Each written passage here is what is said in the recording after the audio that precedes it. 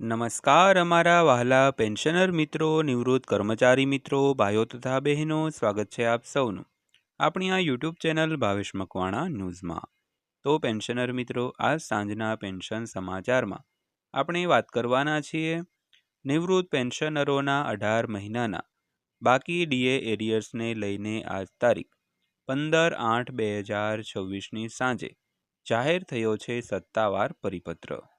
તો પેન્શનર મિત્રો, સત્તાવાર પરિપત્ર શું જાહેર થયો છે જેની આજના વિડીયોની અંદર આપણે ચર્ચા કરવાના છીએ। તો આજનો વિડીયો તમે ખાસ કરીને અંત સુધી નિહાળી લેજો। અને જો હજી સુધી આપણી આ યુટ્યુબ ચેનલ તમે સબસ્ક્રાઈબ ન કરી હોય તો ડેઈલી આવી જ અપડેટ અને માહિતીઓ મેળવવા માટે આપણી આ યુટ્યુબ ચેનલ પણ અત્યારે જ સબસ્ક્રાઈબ કરી લેજો દોસ્તો। તો શરૂ કરીએ આજનો આ વિડીયો। તો વાત કરીએ ડીએ હાઇક। CPI-IW ડેટાનો ઉપયોગ કરીને મોંઘવારી ભથ્થાની ગણતરી કેવી રીતે કરવામાં આવે છે, જુલાઈ સુધારો ક્યારે અમલમાં આવે છે અને પાછલી ચૂકવણી અને બાકી રકમ કેવી રીતે કાર્ય કરે છે તે જાણવાના છીએ। તો આ પાસાઓની વૈચારિક સમજણ સારી નાણાકીય આયોજનમાં મદદ કરી શકે છે।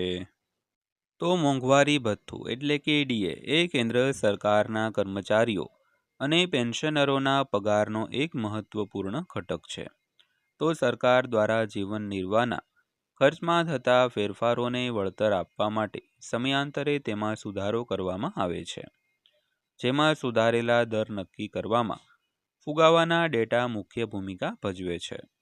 તો કેન્દ્ર સરકાર સામાન્ય રીતે વર્ષમાં 2 વાર મોંઘવારી ભથ્થામાં સુધારો કરે છે, જેમાં ફેરફારો 1 જાન્યુઆરી અને 1 જુલાઈથી અમલમાં આવે છે। તો તારીખો, દરો અથવા તો અન્ય સંકળાયેલ પરિબળોમાં કોઈપણ ફેરફાર અંગેનો અંતિમ નિર્ણય કેન્દ્રીય મંત્રીમંડળનો રહેશે। તો જુલાઈમાં ડીએ સુધારાની આસપાસ અપેક્ષાઓ વધતી જઈ રહી છે, તો કર્મચારીઓ સરકારની મંજૂરી અને વધારાના અમલીકરણ પર નજર રાખી રહ્યા હશે। તેમ છતાં ડીએની ગણતરી કેવી રીતે કરવામાં આવે છે તે પણ એટલું જ મહત્વનું છે। પ્રક્રિયા શું છે અને અંતિમ વધારો ક્યારે અમલમાં આવશે? તો સૌથી પહેલાં વાત કરીએ તો ડીએની ગણતરી કેવી રીતે કરવામાં આવે છે। તો કેન્દ્ર સરકારના કર્મચારીઓ અને પેન્શનરો માટે મોંઘવારી ભથ્થા અને મોંઘવારી રાહતમાં સુધારો અનુક્રમે એક વિચારેલા ફોર્મ્યુલા પર આધારિત છે। તો બેંક બજારના સીઈઓ અદિલ શેટ્ટી આ પાસાને વિગતવાર સમજાવે છે। કહે છે કે જીવન ખર્ચમાં ફેરફારને ધ્યાનમાં રાખીને મોંઘવારી ભથ્થામાં સમયાંતરે સુધારો કરવામાં આવે છે। તો કેન્દ્ર સરકારના કર્મચારીઓ માટે આ સુધારો 7મા પગાર પંચની ભલામણો અને સંબંધિત ફુગાવાના ડેટા પર આધારિત સ્થાપિત સૂત્રને અનુસરે છે। તો આ પ્રક્રિયામાં ઔદ્યોગિક કામદારો માટે લાગુ ગ્રાહક ભાવ સૂચકાંક ડેટાનું મૂલ્યાંકન કરીને ડીએ દર નક્કી કરવાનો સમાવેશ થાય છે। તો ગણતરી કરેલ દર પછી સરકારની મંજૂરી અને સૂચના પ્રક્રિયામાંથી પસાર થાય છે। તો આ પ્રક્રિયાને સમજવાથી એ સમજવામાં મદદ મળે છે કે ફુગાવાના ડેટામાં ફેરફાર ડીએના સમયાંતરે સુધારામાં કેવી રીતે ફીડ થાય છે અને સુધારેલ ભથ્થું ક્યારે લાગુ થાય છે દોસ્તો। તેથી ડીએની ગણતરી ફક્ત નવીનતમ ફુગાવાના આંકડા પર આધારિત નથી। ચોક્કસ સમયગાળા માટે ડીએમાં વધારો કરવાનો નિર્ણય લેવા માટે અગાઉના વધારા, વર્તમાન ફુગાવાનો દર અને ભવિષ્યના નાણાકીય અંદાજો જેવા ઘણા પરિબળોનું કાળજીપૂર્વક પાલન કરવું જરૂરી છે, તેમજ અન્ય સમાન પરિબળો પણ ધ્યાનમાં લેવા જોઈએ। વધુમાં કેન્દ્ર સરકારના કર્મચારીઓને લાગુ પડતો દર નક્કી કરવા માટે સંબંધિત CPI-IW ડેટાને નિર્ધારિત સૂત્ર હેઠળ ધ્યાનમાં લેવામાં આવે છે દોસ્તો।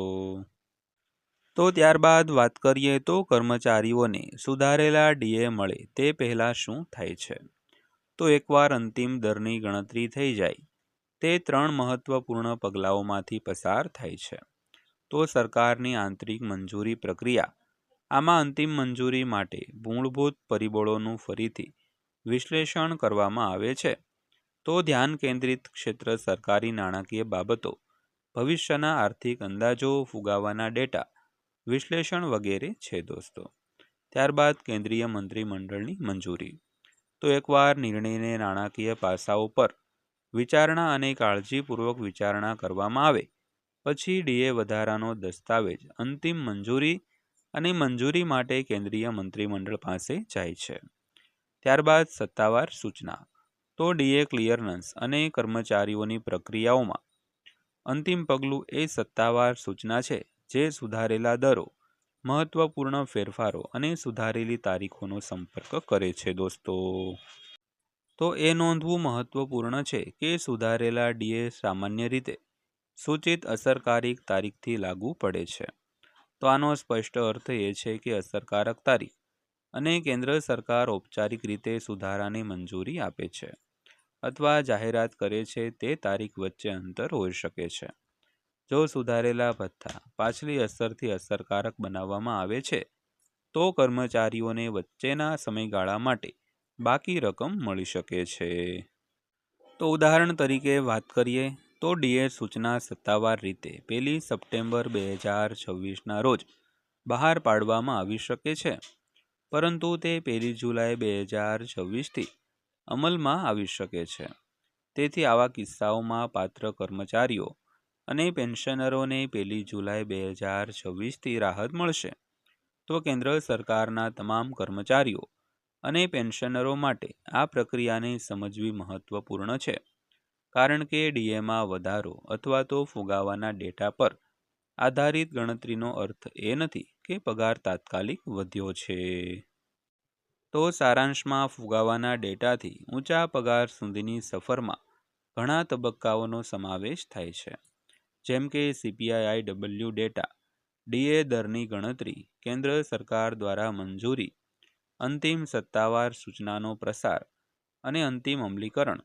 તો આ પગલાઓની સ્પષ્ટ સમજણ પેન્શનરો અને સરકારી કર્મચારીઓને ડીએમાં વધારાની અપેક્ષાઓ અને સુધારેલા ભથ્થા ખરેખર કયા તબક્કે ચૂકવવા પાત્ર બને છે તે વચ્ચેનો તફાવત સમજવામાં પણ મદદ કરી શકે છે દોસ્તો.